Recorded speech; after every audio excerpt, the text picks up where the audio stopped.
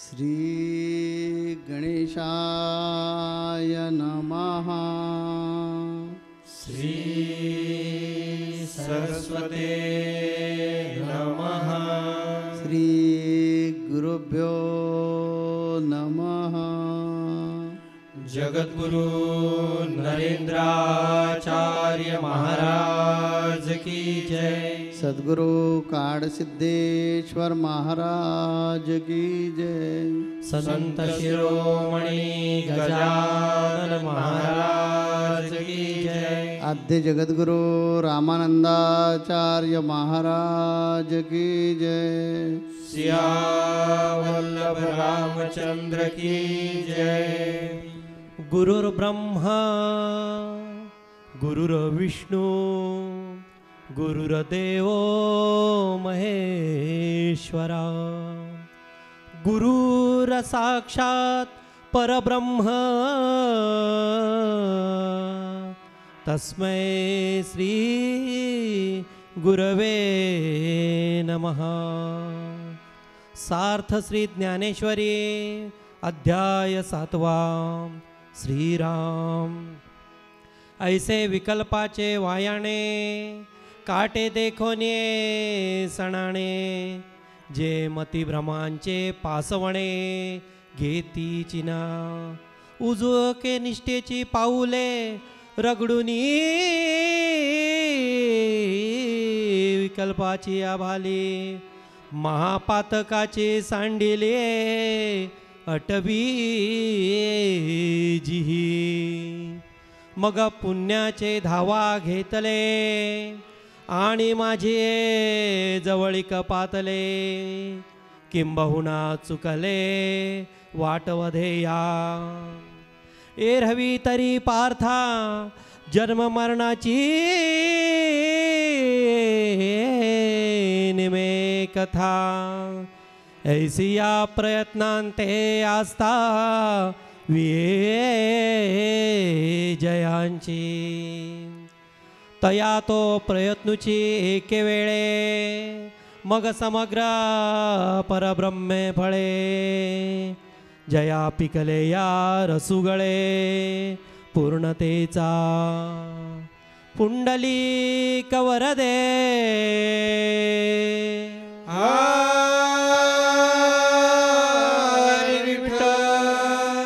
श्री ज्ञानदेव तुकाराम पंढरीनाथ महाराज की जय। जगद्गुरु नरेंद्राचार्य महाराज की जय।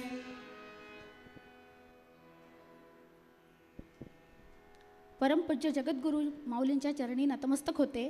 तसेच मठाचे उत्तराधिकारी परमपूज्य कानिफनाथ महाराज यांच्या चरणी नतमस्तक होते। संत संघातील उपस्थित गुरुबंधू गुरुभगिनींना श्री गुरुदेव। भाविक हो, मागील संत संघामध्ये आपण माऊलींच्या मुखातून अहंकार याबद्दल ऐकलेलं आहे की हा अहंकार इतका आत्मघातकी असतो की तो षड्रिपूपेक्षाही जास्त वाईट आहे। रावणाचंच उदाहरण दिलंय माऊलींनी। तेव्हा हा अहंकार आपल्यात नसला पाहिजे। अज्ञानी भक्ताचं लक्षण सांगताना श्रीकृष्ण जे अर्जुनाला सांगतायत तेच ज्ञानेश्वर माऊलींनी याच्यात सांगितलं। आणि ते माऊली आपल्याला अतिशय सुंदर असं सोपं करून सांगतायत की श्रीकृष्ण जेव्हा सांगतायत की अरे बाबा चराचरात मीच आहे। ममाई अंशो जीवलोके जीवभूता सनातनः। माझा अंश प्रत्येकामध्ये आहे, पण हे अज्ञानी लोकांना कळत नाही। आणि तेच आपल्या माऊलींनी अतिशय सुंदर सांगितलंय भाविक हो।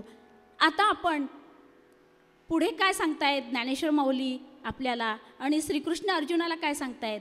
तर श्रीकृष्ण अर्जुनाला या 28व्या ओळीमध्ये सांगतात, तेषां त्वन्तगतं पापं जनानां पुण्यकर्मणां ये द्वंद्व मोहनिर्मुक्ता भजन्ते माम दृढवताः। किती अर्थ भरलेला आहे याच्यामध्ये, पण हा संस्कृत भाषेत असल्यामुळे आपल्यासारख्यांना तो कळत नाही। तर तो कळण्यासाठी ज्ञानेश्वर माऊलींनी सांगितलंय, अतिशय सुंदर असं ओव्यामध्ये सांगितलेलं आहे की श्रीकृष्ण अर्जुनाला काय सांगतायत की हे अर्जुना, येणे विकल्पाचे बळाने, काटे असोनी सासवणे, परिमती भ्रमाचे पासवणे घेतीची ना. की हे अर्जुना, हा जो विकल्प आहे, हा विकल्प कसा आहे, हा ज्ञानी भक्तांना पूर्ण पुढे नेण्यासाठी हा विकल्प कसा अडथळा करतोय आणि अज्ञानी नेमकं इथे कशा गटांगळ्या खातायत. भाविक हो, विकल्प आणि संकल्प असे दोन भाग आहेत. संकल्प हा शेवटपर्यंत नेतो, म्हणून माऊली आपल्याला सांगतात संकल्प करा, मी इतके पारायण करेल, इतक्या वाऱ्या करेल, किंवा ही साधना अशी करेल. संकल्प करा की ज्या संकल्पामध्ये कितीही अडीअडचणी येऊ दे, तो शेवटपर्यंत गेला पाहिजे. आणि विकल्प हा त्याच्या विरुद्ध आहे. विकल्प म्हणजे काय? विरुद्ध कल्पना. विकल्प म्हणजे काय? अविश्वास. विकल्प म्हणजे काय? तर मतिभ्रम. तर भाविक हो, हा विकल्प कोणाला झाला आणि ते कसे, त्याचं अधपतन कसं झालं? त्यांनी सांगितलेलं आहे की विकल्परूपी अणुकुचीदार काटे, याचा टोक हे जरी टोचत असलं तरी हे ज्ञानी भक्त तिथून माघार घेत नाहीत, तर त्याच्यावर मात करून पुढे जातात. परंतु अज्ञानी भक्त कसे असतात? तर तुम्हाला एक छोटासा दृष्टांत सांगते. आपणा सर्वांना माहिती आहे संत कबीर. संत कबीरांना काही शिष्य होते, 16 शिष्य. आणि ह्या 16 शिष्यांना ते वारंवार मार्गदर्शन करायचे, जसं माऊली आपल्याला करतात, वारीतून करतात, सद्गुरू सहवासातून करतात, संत संघातून करतात, की आपलं अज्ञान दूर झालं पाहिजे. अगदी त्याचप्रमाणे संत कबीर मार्गदर्शन करायला बसले, तेव्हा त्या ठिकाणी कलिपुरुष आला. कलिपुरुष, कली म्हणजे कलह, कली म्हणजे भ्रष्टाचार, कली म्हणजे दुष्ट, कली म्हणजे अनिती, दंभाचार. आणि हे कबीरांना ठाऊक होतं.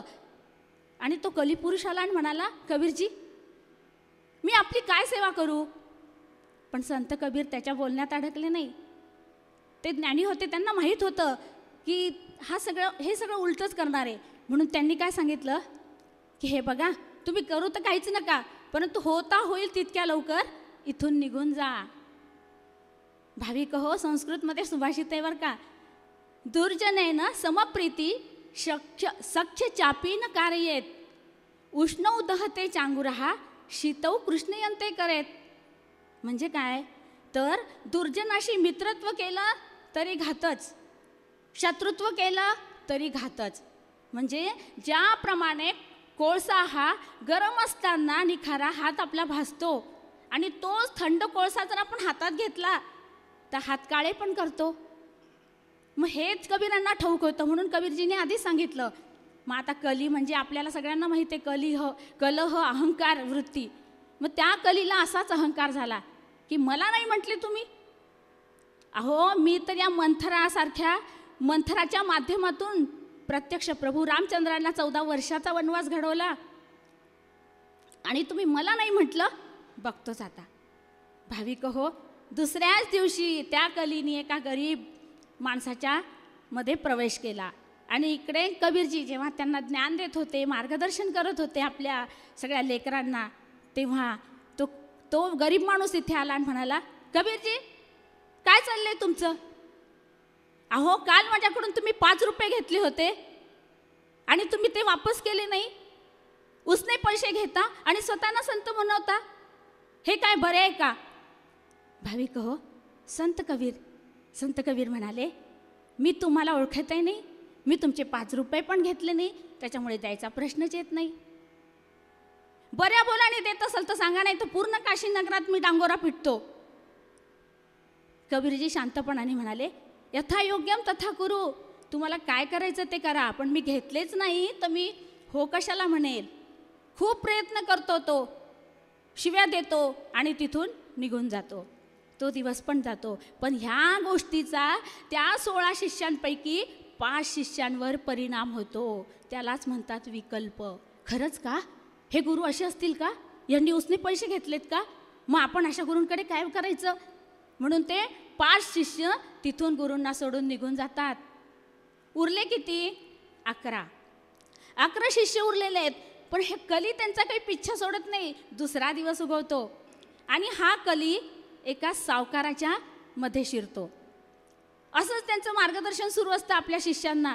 परत तो सावकार त्या ठिकाणी येतो आणि तो म्हणतो, काय कबीरजी संत म्हणून महिमा सांगता, ज्ञान सांगता लोकांना. अहो, काल मी जेव्हा तुम्हाला माझ्या घरी बोलावलं होतं तेव्हा माझी 5 वर्षाची मुलगी तिथे खेळत होती आणि माझ्या पत्नीने आवाज देण्याचं निमित्त काय झालं, आणि मी आतमध्ये गेलो तर तुम्ही तिच्या गळ्यातला सोन्याचा कंठा काढून घेतला. हे काय बरं आहे का?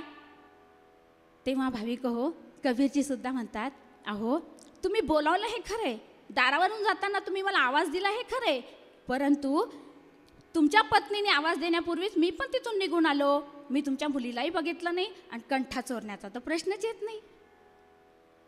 तेव्हा तो सुद्धा सावकार त्यांना अद्वा तद्वा बोलतो, शिव्या देतो आणि निघून जातो. भाविक हो, याच गोष्टीचा दुसऱ्या शिष्यांवर पण परिणाम होतो की अरे काल पाहिलं तर त्यांनी पैसे उसने घेतले, आज पाहिलं तर चोरी केली. आपल्या गुरूंवर अविश्वास दाखवला ना, यालाच मतिभ्रम म्हटलेलं याच्यात. आणि ते नंतरचे 5 शिष्य सुद्धा त्यांना सोडून जातात. उरले किती? 6. भाविक हो, परत हा कलिपुरुष एका वारांगणा व्याभिचारिणी, जिला आपण वेश्या म्हणतो, त्या वेश्यामध्ये जातो. आणि जेव्हा कबीरजी असंच मार्गदर्शन करत असतात तेव्हा ती वेश्या तिथे येते आणि ती संत कबीरांना म्हणते, काय कबीरजी एवढे मोठे संत म्हणता आणि तुम्ही काल माझ्या घरी आला होतात आणि आपल्या मनाचं मनोरंजन केलं, आपला जीव रिझवला आणि माझ्याकडून दारू घेतली आणि मदिरा घेतली आणि ती प्राशन केली, त्याचे पैसे कोण देणार? बोला, कोण देणार? सांगा, नाही तर मी सगळ्या गावाभर डांगोरा पिटते. तेव्हा त्यांनी सांगितलं, हे बघ बाई, मी तुला कधी पाहिलंही नाही, प्रथमच मी तुला बघतोय, माझी तुझी ओळखही नाही आणि तू काही माझी देणं लागत नाही, मला काही तुझं देणं लागत नाही, तेव्हा तू इथून निघून जा. ती सुद्धा शिव्या देते आणि निघून जाते. भाविक हो, ह्याचा परिणाम उरलेल्या आणखीन 5 शिष्यावर होतो. मग त्या 5 शिष्यावर तो परिणाम झालेला आहे आणि ते सुद्धा म्हणतात चोरी ऐकली, उसने पैसे घेतलेलं ऐकलं, परंतु हे तर वेगळंच प्रकरण आहे, व्यभिचार अत्यंत वाईट आहे. ते सुद्धा तिथून निघून जातात. मग तो एक आपला शिष्य तिथे बसलेला असतो. तेव्हा कबीरजी म्हणतात, बाळ तू का नाही गेलास, तू का नाही मला सोडून गेलास? तेव्हा भाविक हो, तो असं उत्तर देतो की आपलं अंतःकरण भरून येतं. तो म्हणतो, गुरुदेवा, मी आतापर्यंत पाहिलं ज्या मुखाने रामनाम होतं, ज्या देहाने सत्कर्म घडतं, आमच्यासारख्या अज्ञानी पामराला तुम्ही मार्ग दाखवता, एवढा प्रसंग आला, त्यांनी एवढा डांगोरा पिटायचा, तुमची बदनामी करायचं ठरवलं, तरी आपण स्थितप्रज्ञ आहात. आपल्या चेहऱ्यावर जराही दुःख नाही, काही नाही, आणि आपण शांतपणे उत्तर दिलं देवा. आणि अशा आत्मज्ञानी, अशा आत्मसाक्षात्कारी, अशा दृढ भगवंतावर विश्वास असणाऱ्या सद्गुरूंना मी का सोडू, मी का माझं वाईट करून घेऊ? तेव्हा देवा, मी तुमच्या चरणाचा अभिलाषी आहे. आणि भाविक हो, सांगायचं तात्पर्य म्हणजे काय, त्याला आत्मज्ञानापर्यंत कबीर नेतात, पण विकल्पग्रस्त हे जे 11 शिष्य निघून गेलेले, 15 शिष्य निघून गेलेले आहेत, हे कशामुळे जातात? अगदी सद्गुरूंच्या चरणापर्यंत पोहोचत आलेले आहेत. ते अगदी त्यांना सद्गुरू वारंवार आपल्या ज्ञानातून, आपल्या वाणीतून त्यांना जे ज्ञान देत असतात, त्यांना आत्मज्ञानापर्यंत न्यायचा प्रयत्न करतात, पण ह्याच विकल्पामुळे ते तिथून बाजूला सरकले जातात. सांगायचं तात्पर्य म्हणजे विकल्प हा आपल्या भक्ती मार्गात खूप मोठा अडथळा आहे. मग म्हणून इथे संत ज्ञानेश्वर माऊली काय म्हणतात की माझे हे ज्ञानी भक्त कसे आहेत, तर ह्या सगळ्या विकल्पावर मात करून. मग विकल्प कोणते कोणते सांगितले त्यांनी? द्वंद्व म्हणजे काय? सुख दुःख. सुख दुःखामध्ये सुद्धा जे डगमगून जात नाही, मोह आसक्तीला जे त्यांना डगमगून जात नाही किंवा मोहात पडत नाही, असे जे माझे ज्ञानी भक्त आहे ते माझ्यावर दृढ विश्वास ठेवतात आणि मला प्राप्त करतात. म्हणून भाविक हो, इथे कबीरांचा एक छोटासा दोहा आठवतो. तिमिर गया रवि देखते, कुमति गई गुरु ज्ञान, सुमति गई अति लोभ से, भक्ति गई अभिमान. तिमिर गया रवि देखते, जेव्हा सूर्योदय होतो त्याच्या आधीच अंधकार निघून जातो, अगदी त्याचप्रमाणे कुमती गई गुरुज्ञान. खरं तर ही दुर्बुद्धी हे निर्विकल्पच करतात सद्गुरू आपल्याला, पण तिथे जर तुम्ही विकल्प मनात आणला तर अधःपतन झाल्याशिवाय राहत नाही. म्हणून कुमती म्हणजे दुर्बुद्धी, वाईट, ही काय होते तर सद्गुरूंच्या ज्ञानामृताने निघून जाते. मग चांगली बुद्धी आपल्याला आलेली आहे, मग त्या चांगल्या बुद्धीने काय होतं, सुमती गई अति लोभसे. अति लोभी माणूस झाला ना की त्याची बुद्धीसुद्धा भ्रष्ट झाल्यासारखं होतं, त्याला भान राहत नाही, कोण नातेवाईक आहे, कोण आहे आपलं किंवा काय आहे त्याचं भान राहत नाही. पुढे म्हटलेलं आहे भक्ती गई अभिमान. मग हाच अहंकार रूपी, हाच मोहरूपी जो विकल्प आहे हा कशाने जातो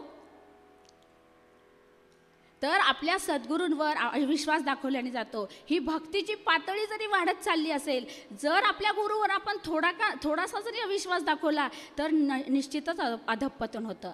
म्हणून इथे असं म्हणा वाटतं की विकल्परूपी जर काटा टोचला तर अधःपतन रूपी रक्त बाहेर येतं. म्हणजे काय की आपण जितकी ती परमार्थातली आपली गुरुचरणापर्यंत जी लेवल चाललेली असते त्याचा आपण नाश होतो आणि खाली येतं. मग भाविक हो, या विकल्पावर अतिशय सुंदर असं मूर्तिमंत उदाहरण म्हणजे आपले परमपूज्य जगद्गुरू माऊली आहेत. ज्ञानी भक्त म्हटलं ना, आतापर्यंत एवढे संत संघ झाले पण आतापर्यंत ज्ञानी भक्त म्हटलं ना तर माऊलींचंच रूप आपल्या डोळ्यासमोर येतं. हो बघा, विकल्प गुरु माऊलींना त्यांच्या गुरूंनी म्हटलं तू माझा शिष्यच नाही, तरीसुद्धा माऊली डगमगले नाही. जी सेवा करायची ती सोडली नाही. सुख दुःख गुरु माऊलींचे बंधू यांना देवाज्ञा झाली भाविक हो, तरीसुद्धा माऊली डगमगले नाही. याचं मूर्तिमंत उदाहरण आपले गुरुदेव आहेत. आणि गुरु माऊली तर आपल्याला ज्ञान तर देतातच, पण त्यांचा गुण पण आपण घेण्यासारखा आहे. मग या विकल्पावर मात करून आज गुरु माऊली जगद्गुरु पदाला पोहोचले. त्यांनी सांगितलं की मी जगद्गुरु पदाला माझ्या गुरूंच्या आशीर्वादाने, माझ्या उपासदेवतेच्या आशीर्वादाने मी पोहोचलोय. तेव्हा भाविक हो, त्यांनी आणखीन सांगितलं, आता कृष्णाने काय म्हटलंय, भजते माम दृढवतः, मला जे दृढ भावनेने भजतात. मग माऊलीने आत्ता तेच सांगितलं की आपल्याला वारंवार तेच सांगतात की आम्ही धरी येले तुझे दृढ पाव. म्हणजे हे गजानना, मी एकदा तुमचे दृढ चरण तुमचे धरलेले आहेत, आता मला स्वर्गात न्या, कुठे न्या, चांगलं करा का वाईट करा, असा दृढ विश्वास ज्या भक्तांमध्ये असतो. योमत भक्त समे प्रिया, मय्यर प्रीत मनोर बुद्धी योमत भक्त समे प्रिया. असाच भक्त मला अपेक्षित आहे. आणि असा ज्ञानी भक्त जो माझ्यावर प्रेम करतो तो मला अतिशय आवडतो. पार्था, असा जो ज्ञानी भक्त आहे त्याला पण मी आवडतो. भाविक हो, मग पुढच्या ओव्यांमध्ये काय सांगितलंय ज्ञानेश्वर माऊलींनी की हे ज्ञानी भक्त कसे आहेत. श्रीकृष्णाने काय सांगितलं की जन्म मरण, जिथे जन्म मरणाची कथा संपते म्हणजे ते त्याच्याही पुढे जातात. हे ज्ञानी भक्त काय करतात तर असे प्रयत्न करतात. मग ते प्रयत्न कोणते तर ते माझ्यावर दृढ विश्वास ठेवतात, माझी भक्ती करतात, उपासना करतात, नामस्मरण करतात आणि येणाऱ्या मोक्षाचे भोगते होतात. तेव्हा ज्ञानेश्वर माऊलींना या ज्ञानेश्वरीतून सांगायचं आहे की अमृताच्या डोहात पडला आहे. आपण सुद्धा अमृताच्या डोहात पडलो आहे.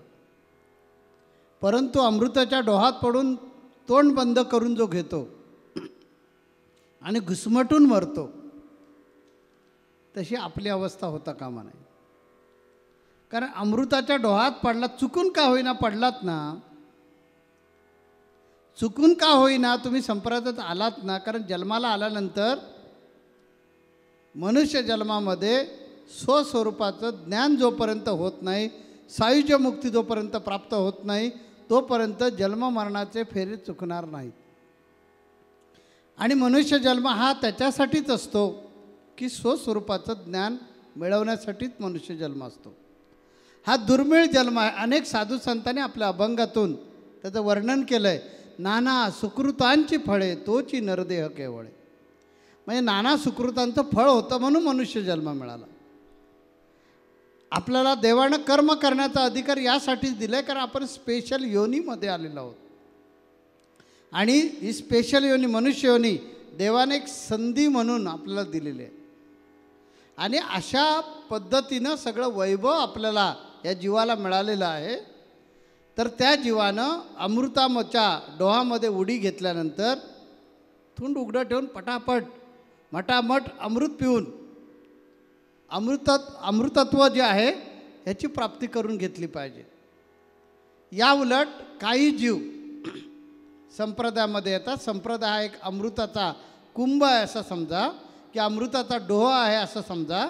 या डोहामध्ये येतात, उडी मारतात आणि उडी मारल्यानंतर घटाघट तिथलं गुरूंचं जे अमृतमय उद्बोधन आहे, अमृतमय मार्गदर्शन आहे, अमृतमय जे दिशा दाखवणारं जे वर्तन आहे ते प्राशन करण्याऐवजी काही जण माझं हे काम नाही झालं ना, मग मी आता अमुक महाराजांकडे जाणार.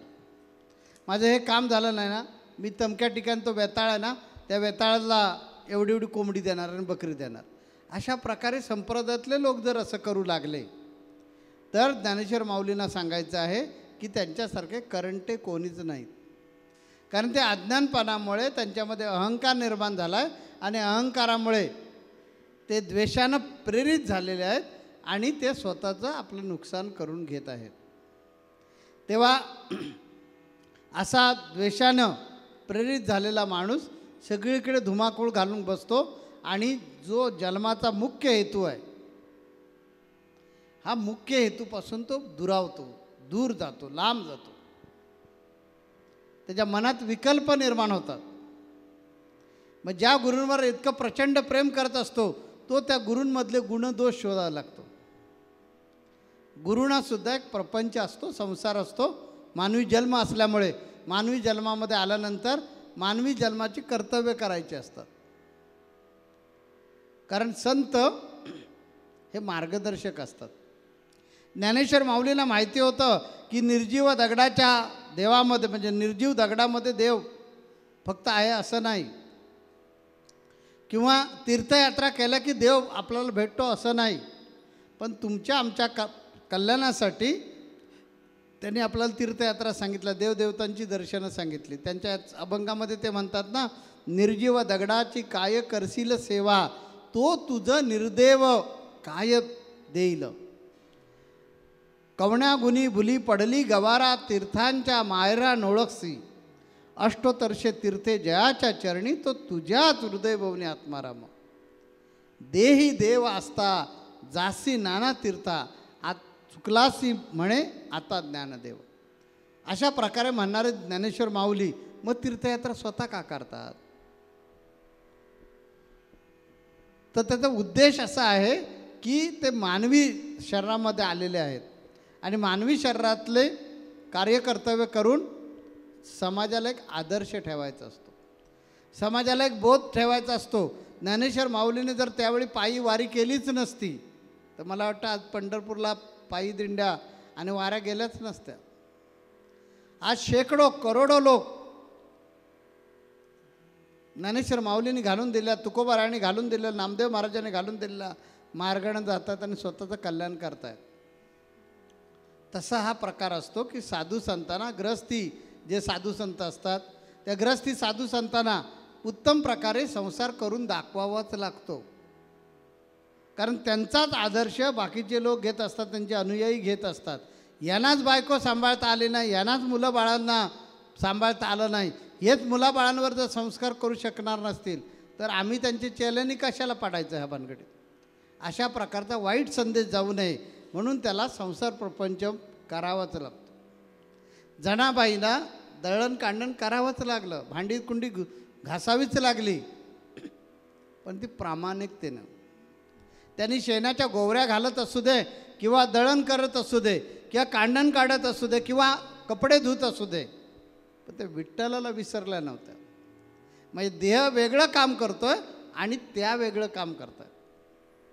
आणि हे सामान्य भक्तगणाला न कळल्यामुळे त्याच्या मनामध्ये विकल्प निर्माण होतात आणि विकल्प निर्माण झाले की तो भक्त गुरुदेवांची भक्ती करायची बंद करतो. कारण ज्ञानेश्वर माऊलींनी ह्याच्यामध्ये सांगितलं, मगाशी आपल्याला पेशवेताईंनी हेच सांगितलं की या विकल्पापासून आपल्याला सन्मार्गावर कोण आणणार आहे तर साधना. म्हणजे भक्ती. म्हणून आम्ही लोक साधू संत जो अट्टहास धरतो, 24 तास नाही जमलं तर ठीक आहे, आम्ही लोक 24 तास भक्ती करतो. परंतु तुम्हाला 24 तास नाही जमलं तरी चालेल, 10 मिनटं तरी काढा वेळ. आई काय करते, लेकरा तुला हे नाही जमलं तर चालेल, पण हे एवढं करणार, लाडीगोडी लावतेच ना. तुला ही गोष्ट करायलाच हवी. नाही ना आई जमणार नाही, मग ठीक आहे लेकरा, ते नसेल तर एवढं तरी करणार. म्हणून आईच्या मायेने ज्ञानेश्वर माऊलींनी काय सांगितलंय की एक क्षण जरी, एक क्षण देवाच्या दारात उभा राहिलास तरी सुद्धा पुण्याची गणना कोण करी, म्हणजे त्याची गणनाच होणार नाही, एवढं मोठं पुण्य होईल. पण एक क्षण तरी देवाच्या समोर उभा राहा. त्यांच्या अभंगात आहे ना, देवाची या द्वारी उभा क्षण बरी, तिने मुक्ती चारी साधे आल्या. हरिमुखे म्हणा, हरिमुखे म्हणा, पुण्याची गणना कोण करी. मुखातून तोंडानं फक्त देवाचं नाव घ्या. एक क्षण, 24 तास करायला जमलं नाही तरी चालेल, पण किमान एक क्षण तरी देवाचं नाव घ्या. तेच मी सांगितलं आहे ना, कारण आम्हाला ठाऊक आहे की जरी तो संप्रदायात माणूस आला तर सगळेच या एका कॅटेगरीतले लोक नाही आहे. आपण सुद्धा इथे संत संघाला बसलेले आहात, ते एकाच कॅटेगरीचे, एकाच मनोवृत्तीचे नाही आहात. आपल्यापैकी काही जणांना ध्यास लागलेला आहे की मला माझ्या संसारात राहून जे माझ्या गुरु माऊलींनी ज्ञान प्राप्त करून घेतलं ते मला मिळवायचं आहे.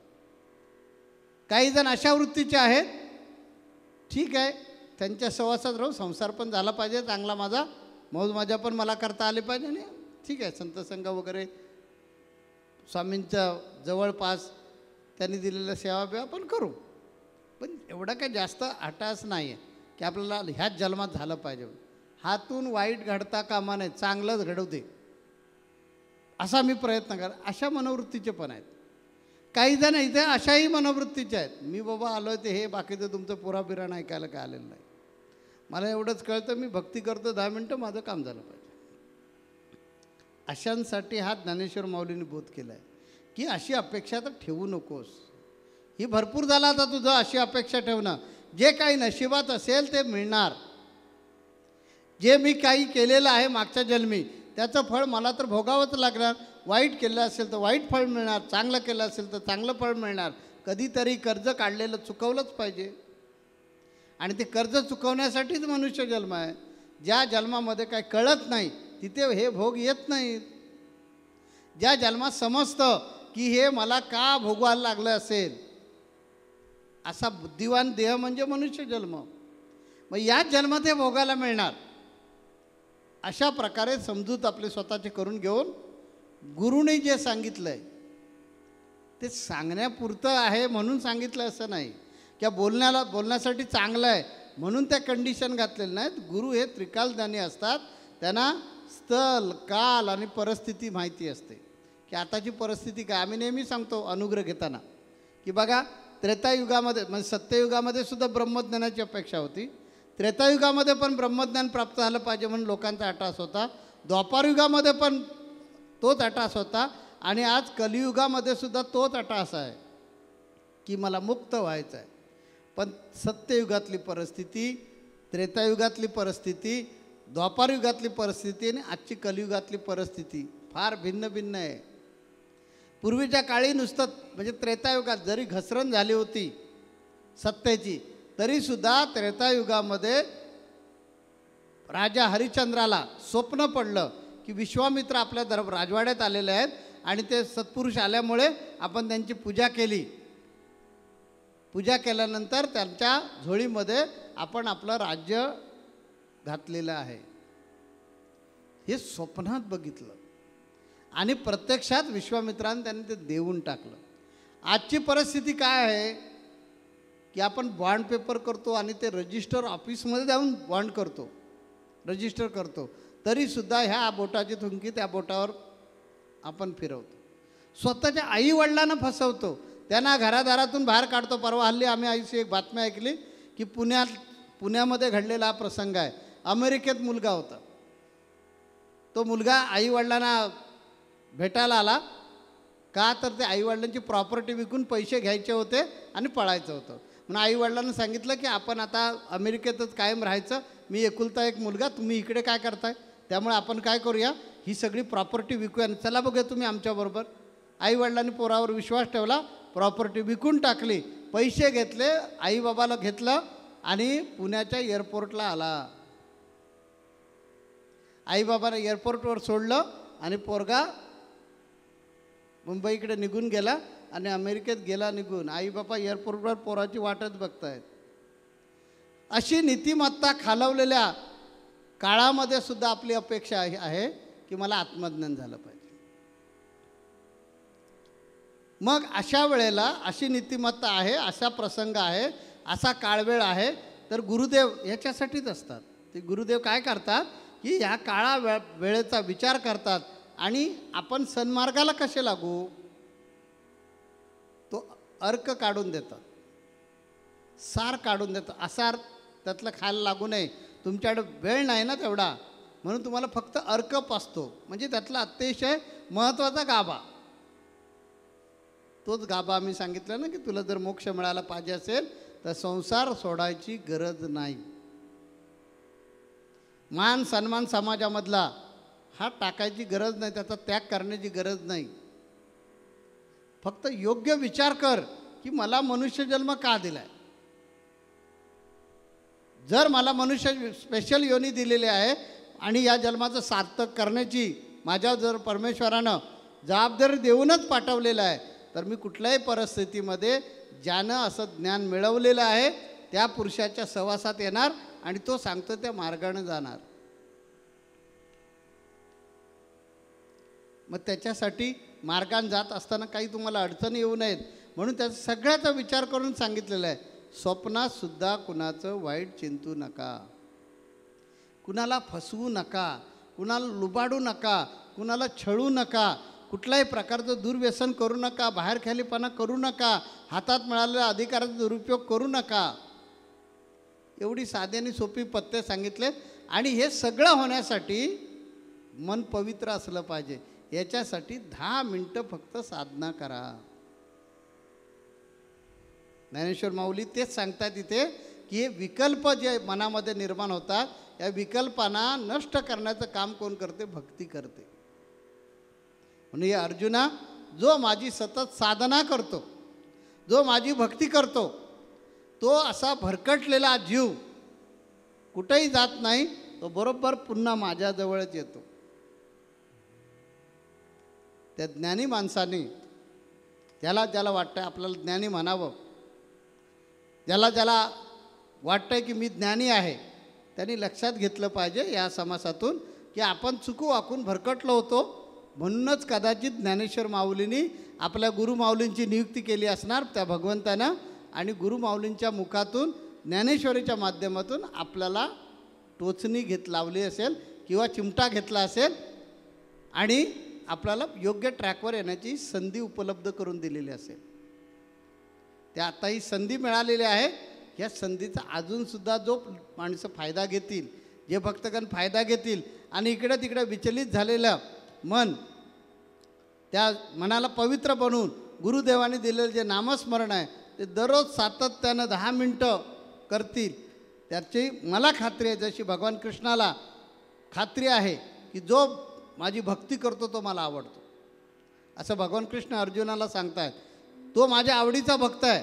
तसं मला खात्री आहे की जो दररोज 10 मिनटं वेळ काढून आपल्या मनाला एकाग्रतेचा व्यायाम देऊन मन पवित्र आणि शुद्ध बनवेल, तो 100% आत्मज्ञानाचा भोक्ता होईल.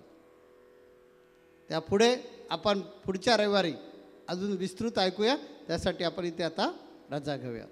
जगद्गुरु नरेंद्राचार्य महाराज की जय.